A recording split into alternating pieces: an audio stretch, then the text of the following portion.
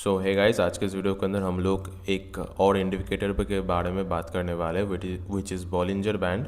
आपको trading view software के ऊपर आना है। पहले आके आपको जस्ट सिंपली एक इंडिकेटर सेक्शन के अंदर आना है। इस इंडिकेटर के अंदर आके आपको सर्च करना है बीबी यानी कि बॉलिंजर बैंड।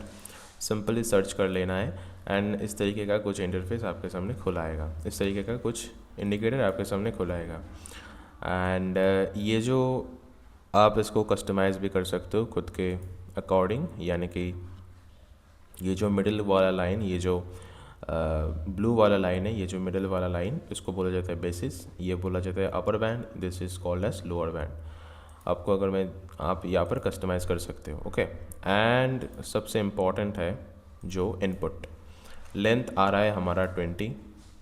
ये बेसिक एमए टाइप आ रहा है हमारा simple moving average. Moving average kind of 3 प्रकार के होते हैं। एक होता है simple moving average, exponential moving average and एक होता है नॉर्मल मूविंग एवरेज। ये आई थिंक 3 और 4 डिफरेंट काइंड ऑफ होता है। So I will definitely make a video on it. And ये जो सोर्स आ रहा है, सोर्स आपको क्लोज कर लेना है। इसके अंदर कुछ भी छेड़छाड़ी नहीं करना है। ये जो इनपुट के सेक्शंस है एंड स्टैंडर्ड डेविएशन आपको 2 ही रखना है। Okay, offset 0 is enough. So Bollinger band आपको क्या बताता है सिंपल शब्दों में? अगर बॉलिंजर बैंड आपको दिख जाएगा कि ये जो श्रिंक हो रहा है and always price is moving into price is moving in the Bollinger band, always price Bollinger band के बाहर नहीं जाएगा। अगर बाहर चला गया तो बॉलिंजर बैंड ही खुद मूव कर जाएगा, लेकिन बॉलिंजर बैंड के बाहर प्राइस नहीं जाएगा। अगर आप सोचते हो, ध्यान से समझना, अगर आप देख रहे हो कि मार्केट, मैंने बोला कि बॉलिंजर बैंड के अंदर ही मार्केट ऑलवेज मूवमेंट करता है। अगर आप देखते हो कि मार्केट इस लोअर बैंड के आसपास है तो आपको समझ आ रहा है कि मार्केट इधर से ऊपर जा सकता है। क्यों? क्योंकि मार्केट हमेशा इसके अंदर ही मूवमेंट करेगा, इसके बाहर मार्केट नहीं जाएगा। अगर आपको लग रहा है कि यहाँ पर देखो, यहाँ पर देखो कि आप दिख रहे हो कि इधर से मार्केट लोअर बैंड के आसपास ही है। इधर से लोअर बैंड, फिर ये जो ईएमए है या यहाँ से रेजिस्टेंस मिला एक, देन फिर से नीचे आ गया, फिर से रेजिस्टेंस मिला, फिर से नीचे आ गया। यानी कि आप यहाँ से देख सकते हो कि प्राइस इधर से आप लोअर बैंड के साइड ही रह रहा है maximum of the time. But आप इधर से ये ट्रेड कर सकते हो कि प्राइस हमेशा लोअर बैंड के साइड नहीं रहेगा, प्राइस इधर से अपर बैंड के साइड भी जा सकता है। Okay, so like this positions, ये अगर आपको लग रहा है कि इधर से market is always moving in the Bollinger band, so अगर ये अपर बैंड के साइड के है तो आप इधर से सेल कर सकते हो, अगर ये लोअर बैंड के साइड से है तो आप इधर से बाय कर सकते हो।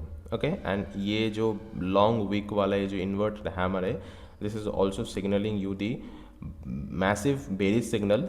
हम कैंडलस्टिक्स पैटर्न के ऊपर भी एक डेडिकेटेड वीडियो बनाएंगे। सो इसका सिंपल शब्दों में मतलब होता है कि अगर price is always trying to moving in the Bollinger band. Bollinger band is a lagging indicator, जो प्राइस को फॉलो करता है, प्राइस इसको नहीं फॉलो करता। अगर आपको देख रहा है कि प्राइस इज लोअर बैंड के ऊपर सपोर्ट ले रहा है तो prices potentially can move to the upper band.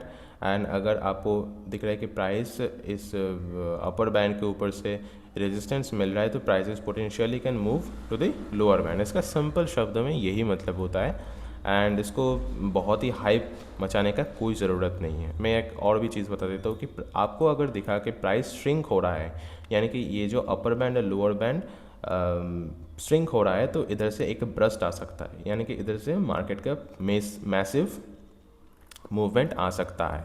Okay, सो आप दिख रहे हो कि इधर से प्राइस श्रिंक हुआ, इधर से ब्रस्ट हो गया, इधर से प्राइस श्रिंक हुआ, इधर से ब्रस्ट हो गया। यानी कि अगर आपको दिख रहा है इधर से प्राइस श्रिंक हुआ, इधर से प्राइस ब्रस्ट हो गया, वो ऊपर भी हो सकता है, वो नीचे भी हो सकता है, डायरेक्शन हमको नहीं मालूम। Okay, so that is how you can use Bollinger Band as an indicator. Bollinger Band एक मोस्ट यूज्ड इंडिकेटर के अंदर आता है, so you can obviously use it for your benefit. And अगर आपको ये अच्छा लगता है तो you can use this. That's it for today, guys. I will see you in the next video.